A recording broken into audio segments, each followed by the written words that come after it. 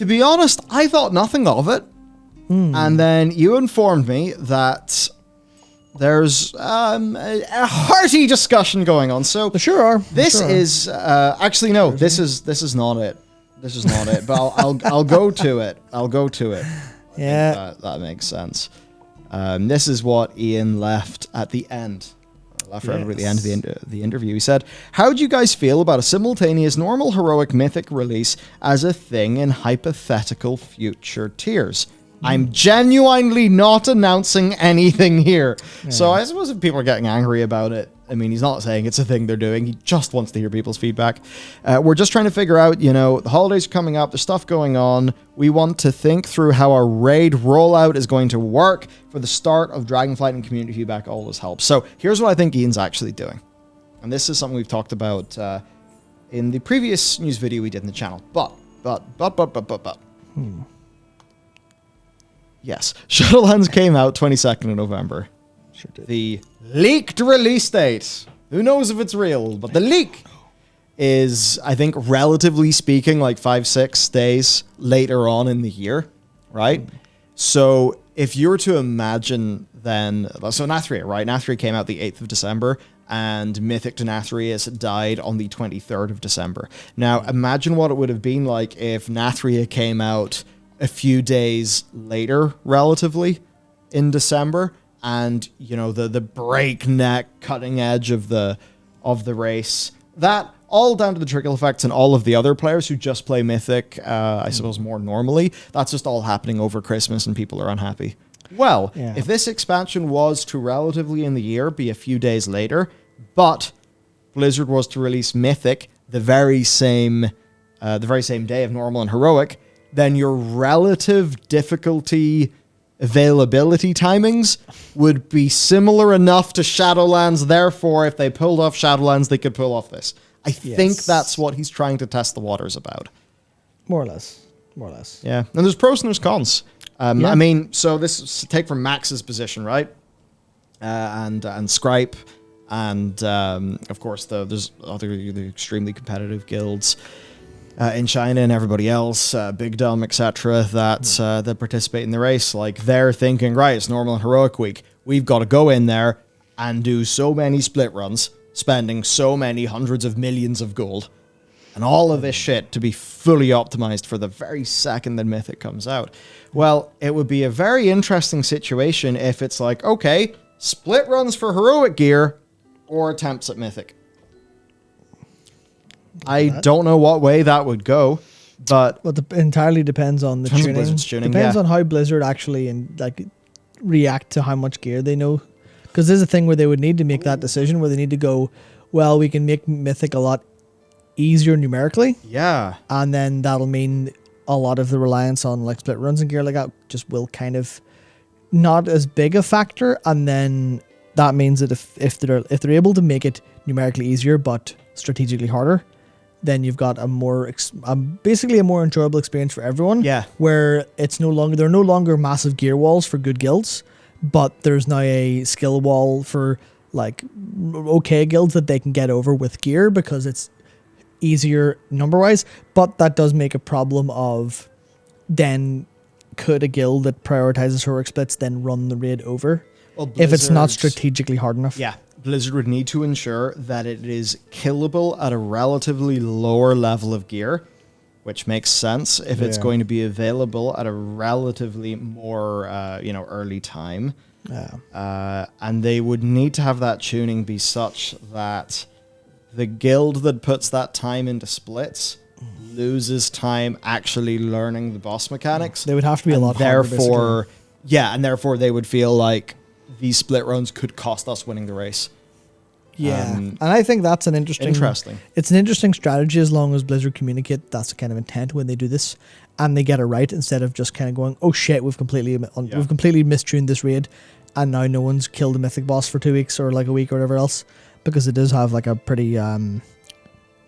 Basically, that's the part where it's like we could talk for days about this, but it's all down to how Blizzard execute it. Because there's a whole like another layer of parts to it where it's like, what does the heroic scene look like without the first week of Mythic Raiders absolutely demolishing it and bringing people with them for splits and stuff like that? Is there like a knock-on effect on like the economics? Is there a knock-on effect on the economics of BOEs and stuff like that? And that's all stuff they kind of actually have to sort of think about a little bit. But I think it is, I hope they go for it, because it's like, why not? Just give it a try and see what happens. And I think it's like, there's a lot of, I like Race the World first, I'm trying not to think about, because I'm more interested in the experience of Mythic Guilds, especially how the experience of Mythic Guilds for the, and I think they're hyper aware of this, because they know all the numbers that you talked about in today's video, of course. They know all those numbers internally. They have more accurate versions of them, I'm sure. So they'll know, okay, well, we really did our Mythic guilds really dirty. So we have to try and earn them back with this, doing Mythic more for them. And that's theoretically a way to do it. But then I imagine Ian's more interested in like, does the timing actually work for people before they start to talk about like the tuning and stuff like that? Because theoretically it shouldn't be too hard to tune gear down a little bit and go, okay, we've taken so much percentage off boss health and like mechanics and like how much damage you need per second during these phases and stuff like that. Theoretically that should be fine. And they're obviously not doing that yet because they haven't finished the talents. So they can't get a full profile of what damage is actually done until they finish that. So it might be a little bit dodgy unless they're 100% sure of what targets they're going for and then bounce around that. Well, from the raid perspective being done, I hope. I imagine the ideal scenario is one where the tuning for the race impacts regular Mythic guilds the least, which would be the opposite of the Sepulchre situation. And overall, it is just a big win for everybody involved.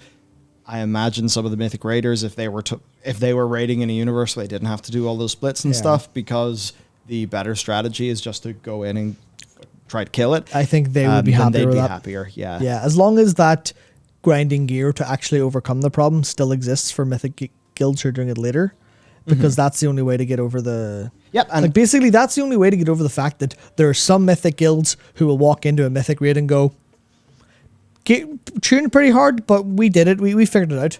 Versus the like basically the top 10 guilds versus the bottom 10 guilds. Yeah. There's a point where skill will literally like there will be a wall where skill just isn't high enough to pass the challenge, and you need to make sure gear can push people up, can be that like kind of stepping zone for people to get up over. Otherwise, they'll never do it. And that's a little bit different to how FF generally does it, because I see someone asking about like, why do they not just make a full set of crafted gear and balance it around that? And then it's almost like gear doesn't matter. But we've talked about this at length before, where it's like basically a lot of players who play Mythic do value like the gearing loop, and that is a very strong part of World of Warcraft where it historically hasn't been for FF, which is my character ready to do this? Am I ready to do it? Yes. Is my character ready? Okay, now I have the two pieces of the puzzle. Now we can win. Obviously, there's also are all my guild's characters and people ready? And the answer is always no, but it's a completely different kettle of fish, I think. Yeah. But that's fundamentally, I was like, yeah. I think the only negative to speak to, though, and we should, because it would impact some people. There are some people who really appreciate, like people who do engage in Mythic, and they enjoy having a more relaxed, chilled out first week, and they wouldn't, because there is the race to world first. But one of the things that I think is important, maybe most Mythic guilds, is even just some of their server rankings. I know the idea of a server means so much less, but I think people, if they're on a server with a whole bunch of guilds who are raiding, maybe they want to go for the server first. And maybe in that scenario, they feel like they're, okay, they can't have the first week be just chilling out in normal and heroic mode. So that is a potential downside. Yeah. I would almost kind of argue against that by just going, then why a week? Why not 2 weeks or 3 weeks or 4 weeks? Because that argument will always exist for those players. Where it's like, well, I'm not ready week 1. I'm not ready week 2. This Mythic guild likes to do a very relaxed normal, and then we like to do heroic the next week to ramp it up, and then Mythic a third week. And it's like, if that's not like the standard behavior, then that's kind of one of the babies that need to be thrown out with the bathwater in a way. Not to say it's like an irrelevant opinion or anything, but it's like it's one of those things where if the net gain is there, then probably work away for it. I think the only other thing to say about this is people talking about LFR. We're like, why is LFR not included? And then I was thinking, good point. Why isn't LFR included? Then I remembered how they pay us LFR. And I was like, I have to be a cynic. I have to be a It cynic on has this to one too. be, well, if we don't release our final boss for another month or 2 months, that's an extra month or two of money from people who are the tourists who aren't going to be super engaged in the gameplay. So they will just wait until, like, if they're going to leave when they kill the final boss, why don't we just make them leave later? And then there's the other part of, if you release LFR, normal, heroic, and mythic on the same day, then for heroic players even, M plus timing might make this a little bit different, but like normal heroic players will look at LFR and go, that's a source of gear.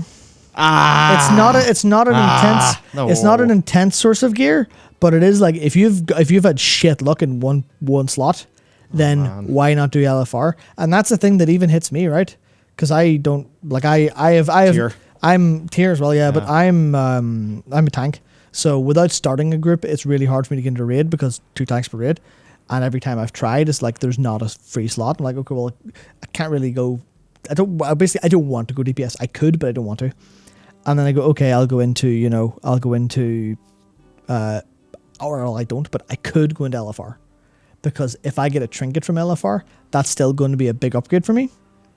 And that's where like the multiple difficulties and the, the multiple difficulties and the loot lockout per difficulty thing kind of gets a little bit, well, that's a decent source of it. And obviously you could just go, well, just do more M plus instead. It's like, what if I don't have 40 minutes? What if I have 20? And end up leaving halfway through a jailer kill because our jailer kill took, well, I didn't do that, but that jailer kill took fun. Yes. Anyway, I think that's the thing where like, there is a cynical thing of just, LFRs. It's just kill the last boss 2 months later, get an extra $30 per player. It can't not be, right? It feels weird. Can't not be. Yeah, it does feel weird. Yeah. I don't know. What do you think? It feels weird to me. It feels. Yeah. Yeah. It feels. It just doesn't feel right. It just doesn't feel right. It's so obvious. Yeah. No, It's so obvious.